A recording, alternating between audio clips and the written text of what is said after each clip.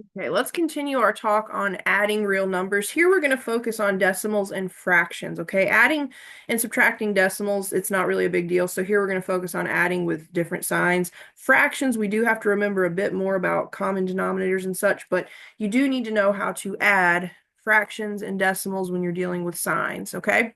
So let's just get to it. Let me do a quick reminder. When adding the same signs,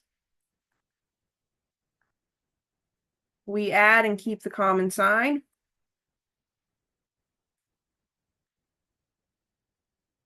Move this little picture out of my way. We add and keep the common sign. When adding different signs,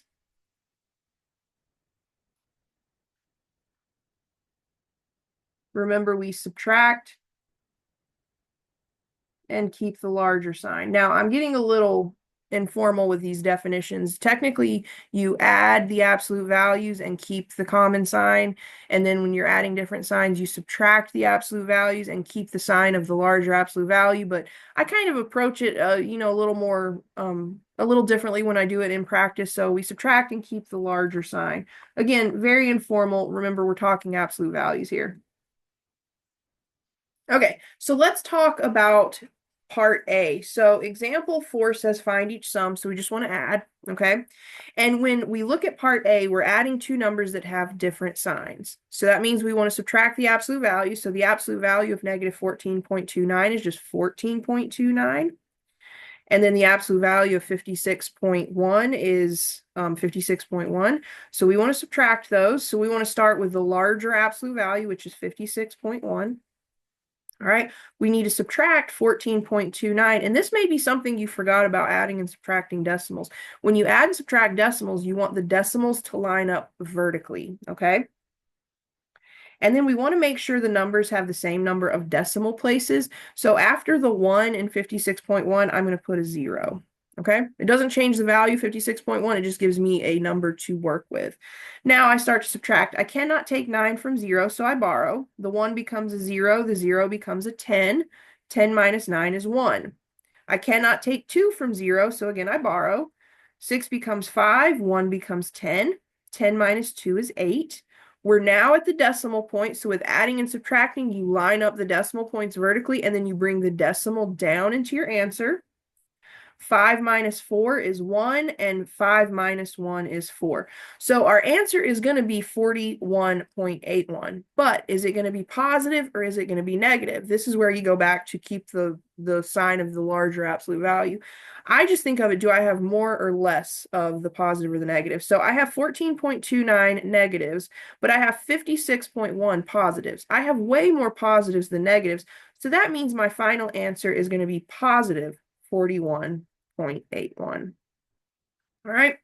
Next up, we have negative 125.09 plus negative 231.487. We're adding two numbers that have the same sign. So you take the absolute values and add them. So we would get 125.09. That's the absolute value of the first number.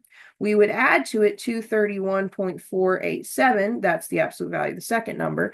You don't technically have to have the same number of decimal places with addition. It's very important with subtraction. Addition, it's nice to have it, but you don't have to. But I go ahead and I add zeros to make sure my decimals have the same number of decimal places. Notice I've lined up the decimal points vertically, and then I just add column by column.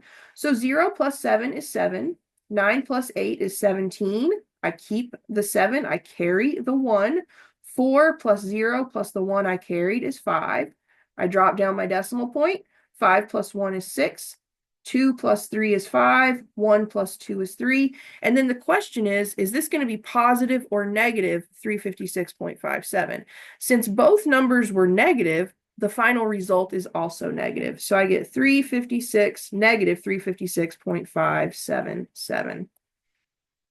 And that's my final answer. So adding and subtracting when you're dealing with decimals, it's not a big deal. You just need to make sure you line up your decimal point and then add or subtract accordingly. Just don't forget to put your decimal in your answer. Now, when it comes to fractions, students just tend to be a little intimidated by fractions. They don't love them. It's not that fractions are necessarily hard. They just have more steps, okay? So let's look at this part C. We have negative 8/9 plus 2/3. I don't worry about the negative while I'm finding the LCD. I get the LCD, I go get the equivalent forms, then I worry about my negatives, okay? So for now, the LCD, we need to figure out what that is. So I always start with the smaller denominator. Does the smaller denominator go into the other denominator? In this case, 3 goes into 9, so that means 9 is the LCD. So 9 is the smallest number our denominators divide into evenly. Okay, so -8/9, I can just leave it alone. I don't have to do anything with -8/9. It's already got the LCD as the denominator. But 2/3, I need to work with it a little bit. Okay, so for 2/3, I need to figure out what would I multiply my 3 by in the denominator to get the LCD of 9. I would have to multiply it by 3, but if I multiply the denominator by 3, I must also multiply the numerator by 3. So that makes this second fraction 2/3. An equivalent form of that is 6/9. So remember, we're just looking for an equivalent form that has the denominator that we're looking for. So now I take all of the signs, the pluses, the negatives, everything, and I move it to the numerator. Because remember, when you're adding fractions, as long as you have a common denominator, you add or subtract your numerators and you just keep the common denominator. So this is going to become -8 plus, -8 plus 6 all over 9. Now we have -8 plus 6, which is adding two numbers with different signs. That means I technically subtract. So 8 minus 6 is 2, and then the 9 stays a 9. But the question here is the 2 positive or negative? Well, I had 8 negatives, I had 6 positives, so I have more negatives than positives, so my final answer is going to be negative. And that's it. So you're combining this idea of signs with what you already know about fractions. So make sure you kind of have already practiced fractions, and definitely make sure you've added your steps.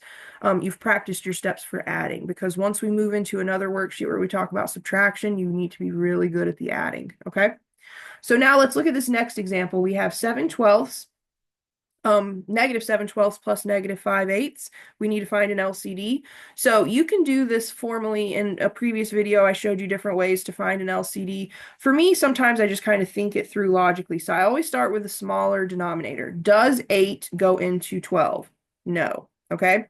It does not. So I want to start looking at multiples of 8 that 12 and 8 divide into. So 8 times 16. Does 16 go in, or does 12 go into 16? No. So then we can look at 24. So 8 times 3 is 24. Well, we know 8 goes into 24, but does 12 go into 24? Yes. So you could also start with a larger denominator. That's fine too. You could say, okay, does 8 go into 12? No. So what's a multiple of 12? Well, 12 times 2 is 24. Does 8 go into 24? Yes. So you're just looking for the smallest number that 8 and 24 divide into evenly, or 8 and 12 divide into evenly. So that number is 24. So now we ask ourselves, looking at the first fraction, -7/12, what do I multiply 12 by to get 24? I would have to multiply it by 2. So I want to multiply the top and bottom of the first fraction by 2. I look at the second fraction. My denominator is 8. What would I multiply 8 by to get 24? Well, I would multiply it by 3. So I want to multiply the numerator and the denominator of the second fraction by 3. So let's see what we get. We get -14/24 plus -15/24. Sorry, I don't know why I kept using the red marker, but here we are. All right. So now what we're going to do is we're going to take all of the signs and move them up to the numerators. So this is -14 plus -15/24. Now we're adding two numbers that have the same sign. So we want to add and keep the negative. So 14 plus 15 is 29, and that's going to remain negative.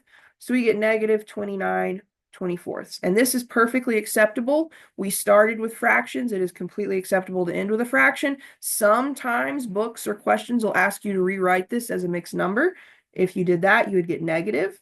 Well, 24 goes into 29 one whole time with 5 left over. Either of these answers is completely acceptable. Okay, so make sure you know all the steps for adding integers. Make sure you know how to apply those same steps to adding real numbers like decimals and fractions. Okay, and really practice this, because when we start talking about subtraction, it secretly turns into an addition. So you've got to be really solid on adding different numbers with different signs.